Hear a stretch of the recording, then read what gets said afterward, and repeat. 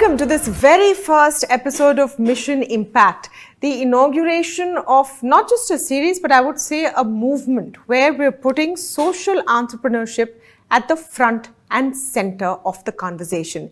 And joining me to do this is the boss of IDFC First, Mr. Vaidyanathan. Vaidya sir, thank you so much for your time on this and to really go through something which is very important and close to all of our hearts, I know to your heart as well.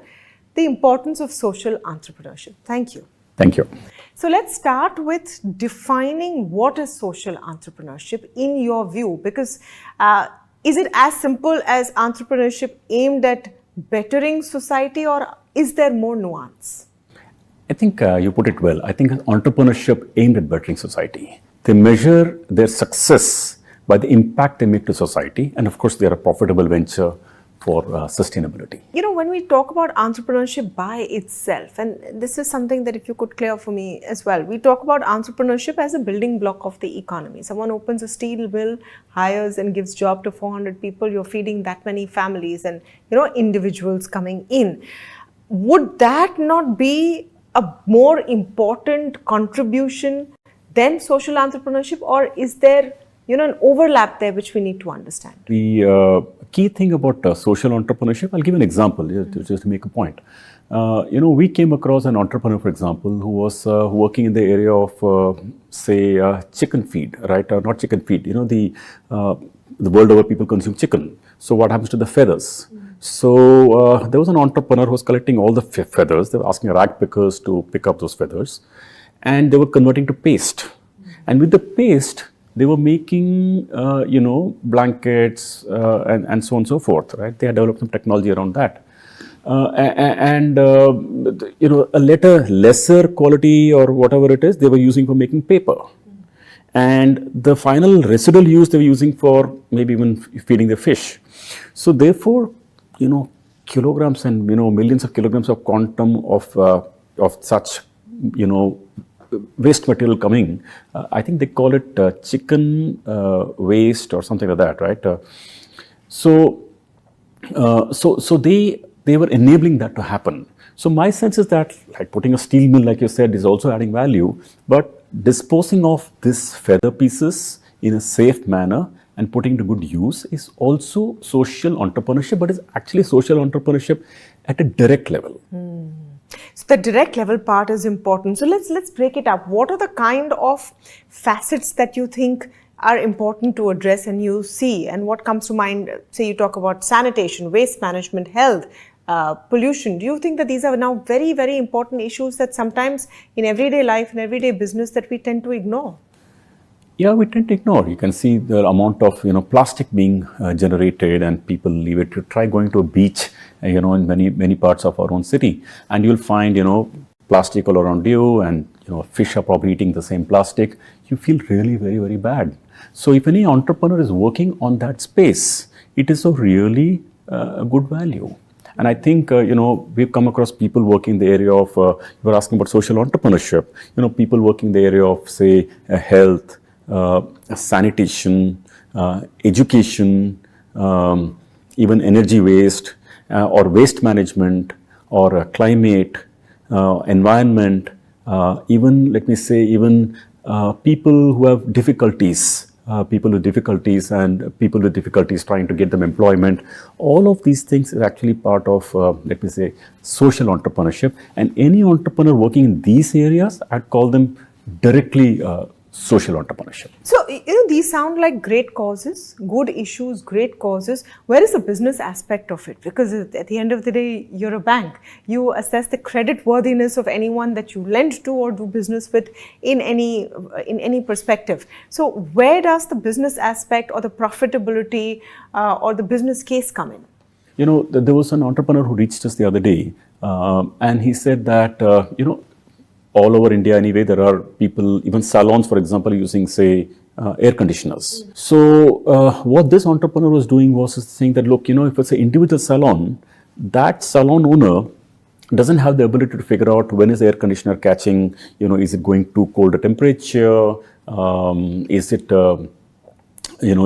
collecting dust, does it need maintenance? You don't have all such information.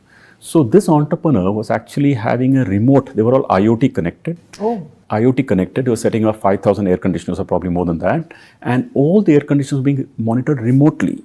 So remotely, he was checking if the temperature is too low, if it's collecting dust, if it need maintenance. And therefore, and they were 5-star ACs, they were not 3-star ACs. I don't know if you're aware or not, but close to 70% of India air conditioners are 3-star ACs. These are 5-star ACs. 5-star meaning, by electronic, by environment protection standards. So the short point is that being able to use technology to remotely monitor the air conditioners and monitor their ups and downs and to actually reuse them is actually using technology for this purpose. So in this example, and this is a great example to take. So this entrepreneur comes to you and says that this is my business. What's the business case here? Who's paying him to do this remote testing? And how is it helping his business case, his balance sheet, as well as the customers? From the customer's point of view, the customer's saving electricity. Okay, so you're getting someone to check it for you.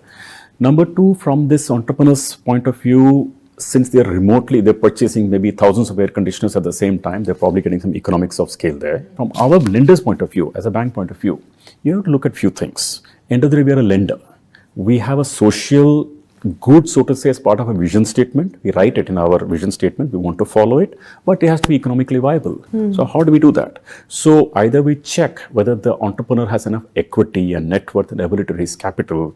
Does he have enough, or he or she in this case he has adequate, ownership or family capital to support into it, or does he have his own capital to put into it? How the cash flows are. What kind of private equity firms are backing the person, if at all, or not?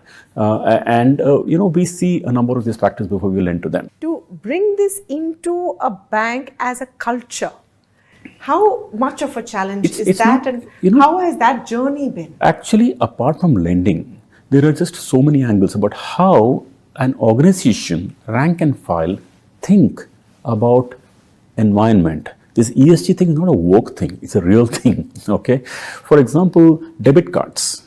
Now, it's got nothing with credit, nothing to do with credit. Okay. But our bank certainly thought about it that, look, people are spending how many kilograms of plastic issuing debit cards or credit cards. So our team went and found out somebody who issues recycled plastic so that you don't, print out such more plastic. So for our internal employees now, we're issuing recycled plastic. We opened an office in Goregaon the other day, and it's kind of a large office. It's not a branch. And entire decoration of that office was done, and look, you should see it if you can. It's pretty beautiful. Basically, what they've done is they've used mouse, wires, some of the, e-waste, so to say, okay, and maybe computer parts, or a keypad, and they have made a complete, beautiful, let me say, designs out of that.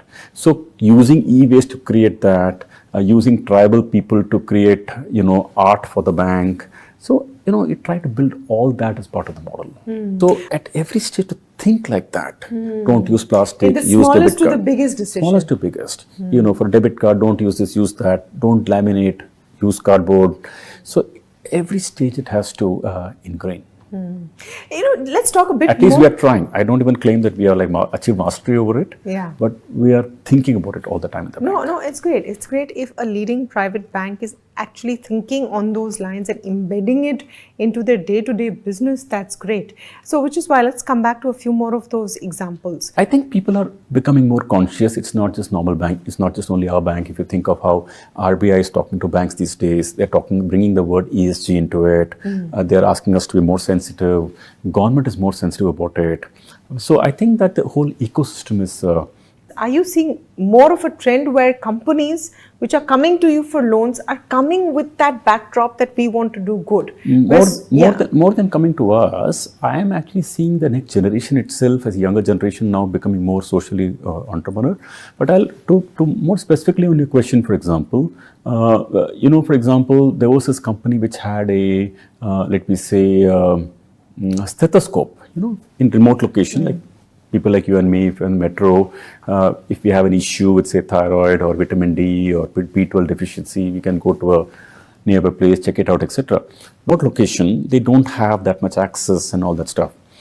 And even if they got a blood report by some local person somewhere in the village, there is no ability to, let me say, no ability to infer it immediately and so on and so forth. So someone we know actually had developed a AI supported, IoT enabled stethoscope. Wow. AI supported, internet enabled, IoT enabled blood checking. So when you have these capabilities that was being done traditionally, even stethoscope, blood checking, they've been done before also. But moment you connected technology on it, they become much more, let me say, you can give much more insights to the person who's taking the reading. So such entrepreneurs are reaching us.